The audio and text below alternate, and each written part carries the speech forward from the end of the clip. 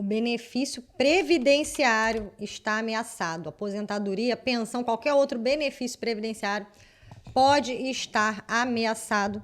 E é muito importante que você preste atenção nesse vídeo para ficar por dentro do que anda acontecendo.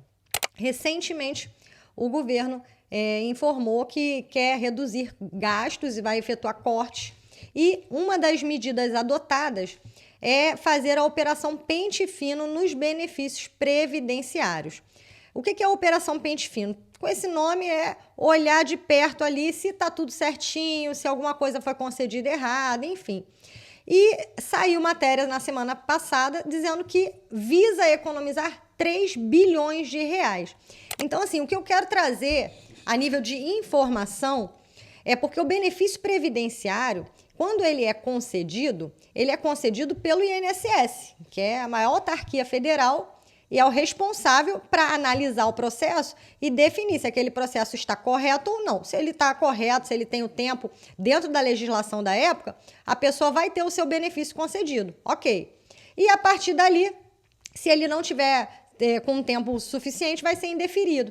Mas, meus amigos, o que está acontecendo hoje é que o INSS está chamando as pessoas para se defenderem que já têm benefícios recebendo há 10 anos, há 8 anos, há 5 anos. Alguns casos até acima dos 10 anos, que inclusive infringe ali a questão decadencial. E aí, nessa infringência da questão decadencial, até para o INSS apurar essa irregularidade, teria que ser uma má-fé, uma fraude, um documento montado, qualquer coisa do tipo.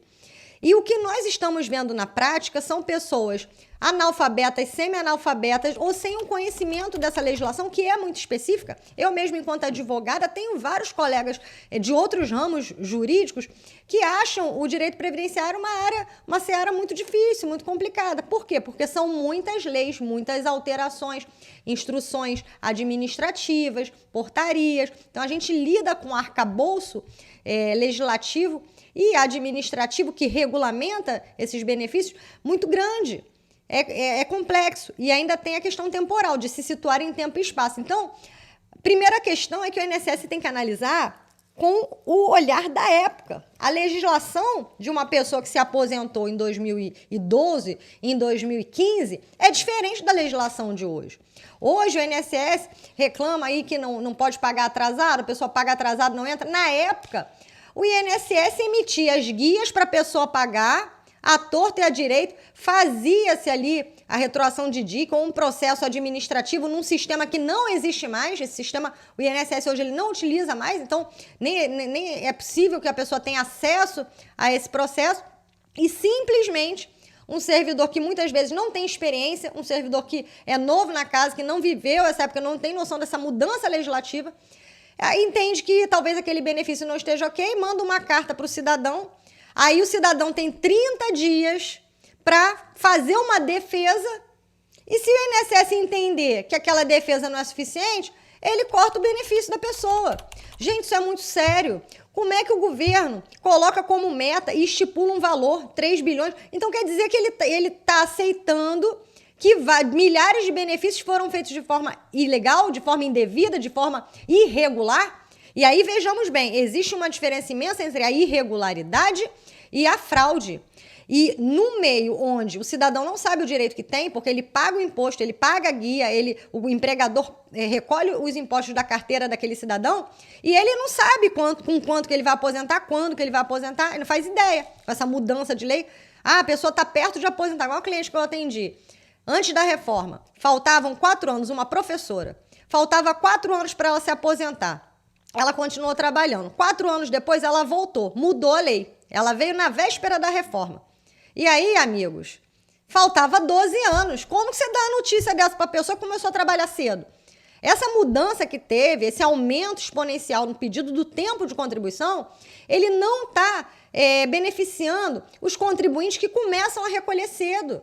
Pelo contrário, hoje vale a pena, talvez você não pagar o INSS para, a partir dos 50 anos, começar a recolher o homem e com 65 aposentar. Então, assim, claro, eu nunca instruo a pessoa a não pagar o INSS, porque a gente não sabe no meio do caminho o que pode acontecer. E é aquilo, né? Tem um benefício por incapacidade, uma aposentadoria por invalidez, enfim, uma pensão por morte. É bom que você esteja amparado, mas o que eu quero dizer aqui é que é muito injusto um cidadão que começou a pagar aí com 16 anos, que é a idade mínima para efetuar o recolhimento, salvo ali o menor aprendiz com 14, que pode começar a trabalhar, mas com 16 anos a pessoa começa a sua vida laboral e depois ela tem que atingir determinada pontuação para que consiga se aposentar. E se essa pessoa trabalha sob agentes especiais, eu estou falando de um agente nocivo à saúde, né, pessoas com agente biológico, agente químico, agente físico, alguma coisa ali dentro da legislação que é pacificado, que prejudica a saúde do trabalhador, essa pessoa ela ainda vai ter que ter uma idade mínima para aposentar. Então, quer dizer, é um contrassenso. Eu percebo essa mudança legislativa recente vindo de pessoas que talvez não tenham esse contato. E essas pessoas são senadores e deputados, porque a lei federal, só quem faz esse tipo de legislação são eles. Mas parece que eles não têm uma proximidade com a vida real do trabalhador. O trabalhador, em geral, às vezes ele nem consegue se aposentar com todas as suas carteiras, porque no meio da vida dele ele passou por um monte de mudança. Às vezes foi despejado, às vezes teve enchente, alguns teve casa que pegou fogo. Pô, eu trabalho nisso há 20 anos, eu já ouvi histórias muito tristes. E aí a pessoa que tem que provar que trabalhou no lugar porque o órgão entendeu que teve algum equívoco. Aquele sistema que se usava há 10 anos atrás não trazia a marcação no CNIS, no documento do INSS, de que a empresa tinha recolhido extemporaneamente. Né? Em algumas ocasiões ele trazia isso, quando a GFIP era informada acima de 120 dias, mas em outras, quando o recolhimento foi depois do início da empresa, por exemplo, ele não trazia a marcação. E agora o sistema traz. Então eu vou julgar com os olhos de hoje um benefício que é de caráter alimentar, que aquela pessoa idosa recebe há anos, às vezes nem tem mais os documentos, e de repente essa pessoa tem que se virar para ir lá se defender de uma coisa que ele nem sabia que estava sob ameaça. Essa é a forma de economizar? Todos esses benefícios que esses 500 e tantos deputados recebem, todos esses senadores, essas regalias, esse rombo imenso que a gente tem, e em cima de vários outros gastos aí, quer dizer que isso aí não importa, não conta. O importante é aquele salário mínimo daquela senhora que já está com 62 anos de idade, que está ali, de repente, recebendo aquela pensão por morte, que é o único dinheirinho que tem, porque não conseguiu aposentar. Então, assim, os direitos, a gente precisa ter uma equidade, sim, entre direitos e deveres para manter a balança equitativa. Mas você chegar agora, já que a regra do jogo já mudou para o pessoal que estava trabalhando, e a pessoa que já está recebendo, de repente, deparar com essa ameaça de perda de direito alimentar, o que vai acontecer depois? A pessoa vai ter que vir procurar a gente, que é advogado, para a gente ir para a justiça, para daqui a 3 anos, 4 anos ter uma resposta? Porque justiça atrasada é justiça negada. Essa frase muito bem colocada aí pelo ministro britânico de há mais de 100 anos e propagada por grande Rui Barbosa, que dizia exatamente essa questão, porque se você está concedendo uma justiça atrasada, nada mais você está fazendo do que uma indenização de uma injustiça que aconteceu. Muita gente não espera, é muito triste a gente pegar a resposta de sentença judicial do cliente que morreu no caminho, sabe? Que não conseguiu ter a dignidade alcançada. Então, assim, claro, a gente, enquanto profissional do direito, a gente briga, a gente despacha com o juiz, faz balcão, vai lá. Eu particularmente, uso todas as ferramentas possíveis, todas, porque quem tem fome tem pressa. E a pessoa que não tem fome hoje poderá vir a ter fome, porque foi lhe tirado o prato de comida. Basicamente, é isso que está acontecendo. Então, eu quis fazer esse desabafo para que você saiba o que está acontecendo realmente, na prática. E, eu não recebi carta nenhuma. Não é com você hoje, mas amanhã pode ser com alguém que você conhece, pode ser com a sua mãe, com o seu avô. A gente precisa começar a questionar esses trâmites. A legislação no Brasil, ela é muito complicada, ela é muito dificultosa, porque a gente tem tanta lei para atacar, para defender, e aquele cidadão que não tem a instrução necessária, a gente tem um país que, gente... pouquíssimas são as pessoas que conseguem fazer o 2º grau até os 24 anos de idade, conseguem concluir o ensino médio. A gente tem lá, eu falei isso em outros vídeos, é um percentual muito pequeno, a gente tem uma massa gigantesca de analfabetos. Recentemente escrevi um artigo que saiu até no portal da R7, falando sobre essa dificuldade do acesso hoje ser virtualizado. E agora, preste atenção numa coisa para você não cair num problema sério. Se a pessoa recebeu esse comunicado pelo meu INSS, porque às vezes a pessoa entra lá no meu INSS para consultar o valor do pagamento, ver se veio o 13º, para puxar algum SCRE, né, algum extrato de crédito para apresentar para alguma coisa, e aí de repente ela vê lá que tem uma informação para ela. Se ela clicar ali e der a ciência, essa pessoa, amigos, ela já está com prazo correndo. E aí em 30 dias ela vai ter que se virar para conseguir fazer essa defesa ou arrumar alguém que entenda. E é claro, tudo é muito custoso, a gente precisa viabilizar essas questões, mas principalmente não ameaçar direitos, direitos sociais, direitos já conquistados. Eu não estou falando aqui de quem pediu favor, não. Eu estou falando daquele trabalhador que pagou pelos seus impostos, dentro da lei da época, teve lá o recolhimento. O INSS tem questionado coisas assim absurdas.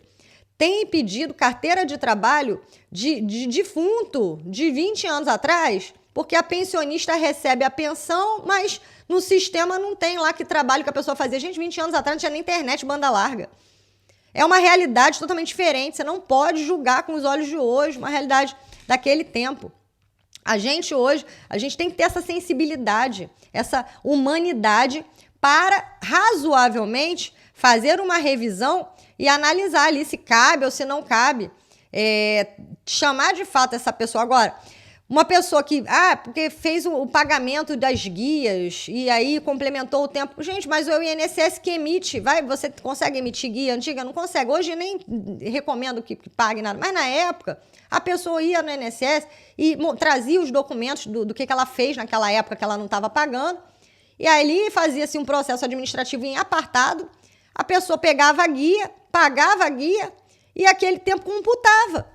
E hoje, de repente, alguém entendeu que não, a gente não pode contar. Tá, mas então vai devolver o dinheiro que a pessoa pagou? Por que fez a guia? Porque quando você paga a guia em atraso, é juros, correção e multa. Tá? Uma guia de R$1.000 às vezes vira 8. Só para você ter uma noção.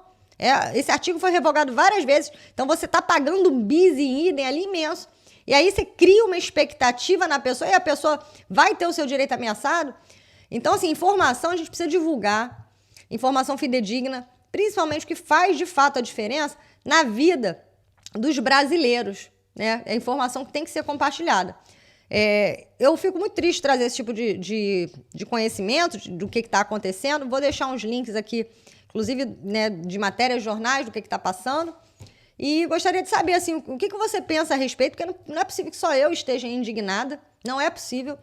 E queria reafirmar e pedir, né, que Deus abençoe a cabeça aí dos nossos governantes, porque parece que realmente está um trem desgovernado em todas as instâncias, em todos os poderes, é o que se vê. Porque é muito duro num sistema hoje no Brasil que fala-se ser acusatório. O que é um sistema acusatório? Eu acuso você de alguma coisa, eu tenho que provar que você fez alguma coisa, e não você que tem que se defender. Mas a gente, na prática, está num sistema inquisitorial. E eu estou falando de caça às bruxas mesmo. Na época da Inquisição, como é que funcionava? O vizinho não gostava ali do outro, falava que ele tinha prática com bruxaria, e ele ia lá para a Santa Inquisição, né, virar churrasquinho e fogueira. Hoje está acontecendo uma coisa muito semelhante, porque a pessoa acusa, o outro que nem sabia que estava sendo acusado, de repente tem que se defender e provar que não é ele que não fez aquilo, que não e muitas vezes ele não tem um conhecimento adequado. Então, assim, a vida do brasileiro já é tão difícil. Esses transtornos que têm sido trazidos para essas pessoas é algo que, de fato, me incomoda profundamente. Espero um dia que a gente chegue num ponto onde isso não aconteça mais. Mas, por hora, é a informação que eu tenho para passar para vocês, né? Só para frisar aqui a data, 29 de agosto de 2024. Então, isso já começou desde o início do ano. E essa operação Pente Fino, ela começou lá na época do Michel Temer. Ela teve uma continuidade no Bolsonaro. Ela agora está no governo Lula, ou seja, é questão de governo, é questão de governante, é questão da prática adotada. A ideologia, ela parece ser uníssona no sentido do trabalhador ter que pagar a conta do déficit do governo. E eu te pergunto, se o governo tem um déficit, é má gestão, né? Porque se a pessoa tem um déficit, se uma empresa tem um déficit, é má gestão, então eu vou botar na conta do cara que está pagando, de quem está carregando o piano, essa má gestão que tem sido feita todos esses anos, e sempre o trabalhador sendo penalizado, pessoa que de fato paga os seus impostos e segura o país. E aí depois o que o governo faz? Dá um monte de benefício assistencial extra que as pessoas que de fato precisam não conseguem e diz que a Previdência não vai ter dinheiro para pagar. Me poupe, né? Porque dinheiro não falta. O legislador anterior, o lá de trás, ele fez uma legislação muito bem aparada ali, um cálculo muito bacana. muito sólido. Mas, de fato, com essa má gestão, administrando de uma forma irresponsável, eleitoreira, né, com interesses aí obscuros, fica difícil do cidadão, de fato, ter acesso ao seu direito, principalmente na Previdência, que ampara quando a pessoa mais precisa. Ou é quando a pessoa perdeu um ente querido, ou quando ela está doente, ou quando ela está ali já inválida totalmente, ou quando ela finalmente pode descansar pelo todo o tempo que trabalhou. Então, é muito complicada essa situação. Me siga nas redes sociais, prazer ter você aqui comigo, e diz pra mim se você gosta desse tipo de conteúdo, se te interessa, e o que mais eu posso falar a nível de previdência para contribuir para a sua vida. Um abraço, fiquem com Deus e até a próxima.